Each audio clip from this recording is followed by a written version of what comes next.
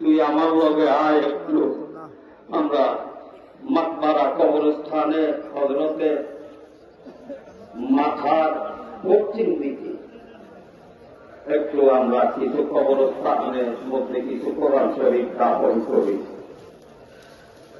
করি। এটা বলছে। আমি গেলাম, আমি পাও দেখছিলাম, আমি বেশি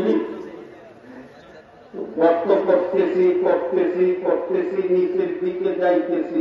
হযরতের কবরের থেকে একটু দূরে দূরে এমন অবস্থায় এমন জোরে চিৎকার মারলাম, আমি দেখি মেশকো আম্মরে